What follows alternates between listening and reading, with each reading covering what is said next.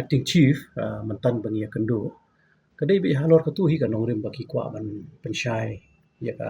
jimbom yo sanat jong usiem namar baki ong ba kilarai da ka executive dorbar ka jongki ban wani kendo ingi ban kali ka ika jingpan slam ka jongi ti na kaliang ka jonga ba i am in charge ka bi dei pat ka ilaka ila ban biang ka ju hi kumbang ila chukren ka por ba ngidang update ya acting chief ba in pendep ya ka kamram ka bangi pha na kani ka office ku jongi ba in penbiang ya ki electors ti kata kadi ka kadi jing kadang kadang don ka jing sateng na kaliang ka jong i ba in penbet ya kita ki electors ti na ka liang ka jong i la ai ka assurance mentan ba in pen state ya ka kam ba in la yo ya kita ki electors in saya ya ka kam ko ba dei ba soal syakhmat Kumaga na po rin sa akin siya magdadaya ba niya jipin ba?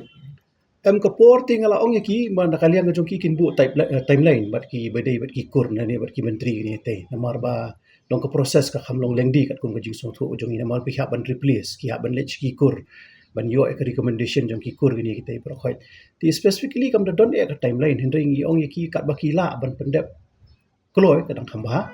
ti specifically ka timeline ni khambu hi yaki tang bade ka shong haki pre da kila ban pendep kham kloi ni la ban pendep ka kam ka bede bat ka hima so la Muna klang council kan pelong dak election jinggit oh kum bangila kren do kini ki banai bla adap bangi ha ban le bet daka election namar bangila don so candidate melawan ban apply ban penitu di naka post ka por ya tai ka de ju comments ka bangi ngila ai shiki pa ba no song snong than ni ma so ra ro bagen so thu bangi ha ban rely bet ka natural justice la da don menu bakwa ban wan chakmat ban khun ya ni ka khet jong ka jinglong sin thi tingi ha ban ai ha bai chance bet